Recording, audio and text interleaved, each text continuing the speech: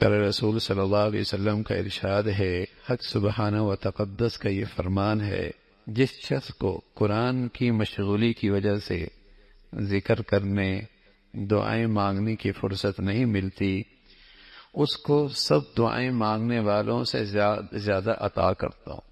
قرآن مجید میں اتنا مشغول ہے کہ اور کوئی ذکر کا موقع نہیں ملتا، اور کوئی دعاؤں کا وقت نہیں ملتا۔ تو پیارے رسول صلی اللہ علیہ وسلم نے فرمایا، اللہ کہتے ہیں اللہ جو دعائیں مانگتا ہے ان سب سے زیادہ اسے دیتا ہوں جو قرآن کی تلاوت میں مشغول رہتا، اسے سب سے زیادہ دیتا ہوں۔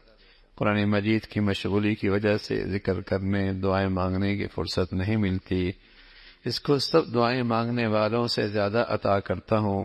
اللہ جل شانہ کے کلام کو سب کلاموں پر ایسی فضیلت ہے جیسے خود حق تعالی شانہ کو تمام مخلوق پر، جیسے اللہ بادشاہوں کا بادشاہ ہے، ایسے ہی اس کا کلام بھی بادشاہوں کا کلام، بادشاہوں کے کلاموں کا بادشاہ۔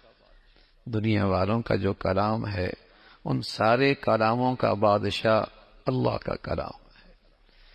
یہ کلام اللہ ہے، جس شخص کو قرآن پاک کی یاد کرنے، جاننے، سمجھنے میں، تلاوت کرنے میں اس درجے مشغولی ہے، کسی دوسرے دعا وغیرہ مانگنے کا وقت نہیں ملتا، تو میں دعا مانگنے والوں کے مانگنے سے بھی افضل چیز ان کو عطا کروں گا۔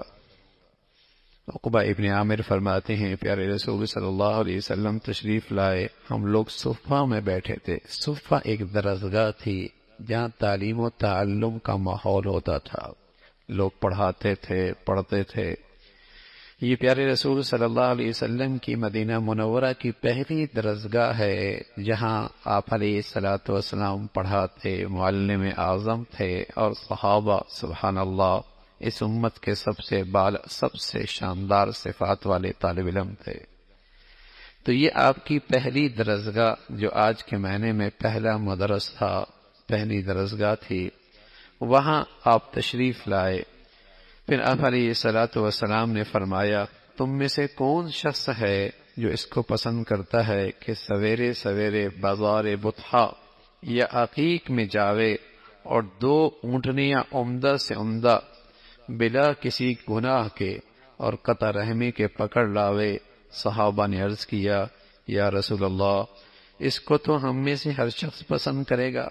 2 بازاروں کا نام لیا، اور جہاں اونٹنیاں ہوتی تھیں اور بڑیا اونٹنیاں، تو پیارے رسول صلی اللہ علیہ وسلم کوئی وہاں سے 2 اونٹنیاں لے آئے، قیمتی، شاندار، بڑیا، بغیر کسی گناہ اور زیادتی اور ناانصافی کے وہ 2 اونٹنیاں اسے مل جائیں، کیسا لگے گا؟ تو صحابہ رضوان اللہ علیہم اجمعین نے عرض کیا، یا رسول اللہ، اس کو تو ہم میں سے ہر شخص پسند کرے گا، بڑی قیمتی چیز ہاتھ آئی ہے۔ پیارے رسول صلی اللہ علیہ وسلم نے فرمایا کہ مسجد میں جا کر 2 آیتوں کا پڑھنا، مسجد میں جا کر 2 آیتوں کا پڑھنا، پڑھا دینا 2 اونٹنیوں اور 3 آیات کا 3 اونٹنیوں، تو اسی طرح 4 کا 4 سے افضل ہے، اس کے برابر اونٹنیوں سے افضل ہے۔ کوئی 10 آیتیں پڑھ رہا ہے، کوئی 20 آیتیں پڑھ رہا ہے، کوئی 100 آیتیں پڑھ رہا ہے، کوئی 200 آیتیں پڑھ رہا ہے، اور کوئی 2 سپارے پڑھ رہا ہے، کوئی 3 سپارے پڑھ رہا ہے۔ بتاؤ کتنی آیتوں کی تلاوت کی ہے؟ اللہ کے حبیب صلی اللہ علیہ وسلم فرمانے لگے، جتنی آیات پڑھ رہا ہے اتنے ہی اس کو اونٹنیوں سے بالا تر اجر و ثواب مل رہا ہے۔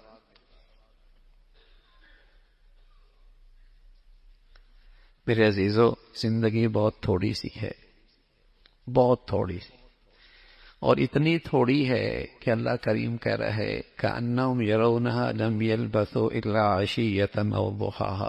ایسا لگے گا جب حقیقی زندگی سامنے آئے گی، ایسا لگے گا جیسے اس دنیا میں چند گھنٹے گزار کے آئے، چند گھنٹے گزار کے آئے۔ کأنہم یرونہا لم یلبثوا الا عشیۃ او، چند گھنٹے گزار کے آئے۔ زندگی بہت تھوڑی ہے لیکن قیمتی بہت ہے، قیمتی بہت ہے۔ کون اس کے زندگی کی لمحات کو تول تول کے استعمال کرتا ہے اور اس کو کمائی کا ذریعہ بناتا ہے اور کھربوں سال کی زندگی سنوارتا ہے، وہ بڑا دور اندیش ہے۔ بہت تھوڑی سی زندگی ہے، بہت معمولی زندگی ہے، اور میرے اور آپ کے دائیں بائیں کتنے ہیں بھائی؟ چلے گئے نا، چلے گئے۔ میں ایسا تھا، میں ویسا تھا، میاں کل پتہ چلے گا تم کیسے تھے۔ حضرت عمر فرمایا کرتے رضی اللہ تعالیٰ عنہ، لوگ کہتے ہیں فلاں چلا گیا، فلاں چلا گیا، فلاں چلے گا، ایک دن دنیا کہے گی عمر بھی چلے گئے۔ ہم بھی کہتے ہیں فلاں چلا گیا، فلاں چلا گیا، فلاں چلا گیا، کل دنیا ہمارے بارے میں بھی کہے گی یہ بھی چلا گیا۔ اور ایک وقت آئے گا کہ زبان پہ اس کے تذکرے بھی مٹ جائیں گے۔ یہ تو حقیقت ہے اس دنیا کی۔ تو لیکن یہ اللہ نے دی کیوں ہے؟ یہ دی کیوں ہے؟ اس کھربوں سال کی زندگی کو سنوارنے کے لیے۔